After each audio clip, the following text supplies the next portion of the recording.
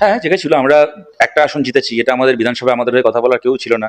সেখানে মুস্তাফিজুর রহমান এবার জিতলেন।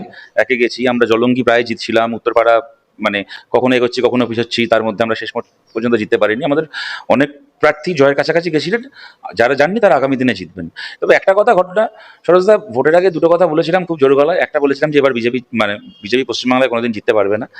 আমার এই ধারণা বা আমার এই বিশ্বাসটা ভুল প্রমাণিত হয়েছে। আমার এটাকে মানতেই হবে।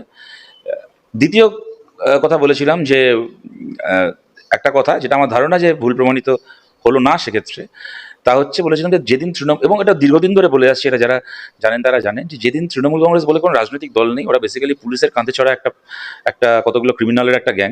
যেদিন পায়ের তলায় পুলিশ থাকবে না, মাটি সরে যাবে। মানে ওদের মাটি মানে পুলিশ, ওদের মাটি মানে একটা মাটি হচ্ছে ওদের পুলিশ, আর একটা মাটি হচ্ছে যে মাটি ওরা মানে চোরাই দরে বিক্রি করে। সুতরাং যেদিন পুলিশ থাকবে না সেদিন তৃণমূল বলে কোনো দল থাকবে না। আমি বলছি সরোজদা, পশ্চিমবাংলাতে এই মুহূর্তে তৃণমূল কংগ্রেস বলে আর কোনো দল নেই। ওদের সার্টিফিকেট, আমরা তো শূন্য হয়ে গেছিলাম। হয়ে গিয়ে তো 5 বছর ধরে, বা 2019-এ যখন লোকসভায় শূন্য হয়েছিলাম, আজকে 7 বছর ধরে তো পার্টিকে টিকিয়ে রেখেছি।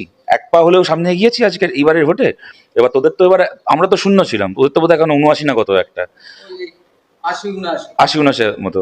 আমরা শূন্য হয়ে পার্টিকে টিকিয়ে রেখেছিলাম, তোরা 79 হলি। এবার দেখা তোদের বাড়িটা কোথায় আছে, দেখা রেখে দেখা তোদের বাড়িটাকে।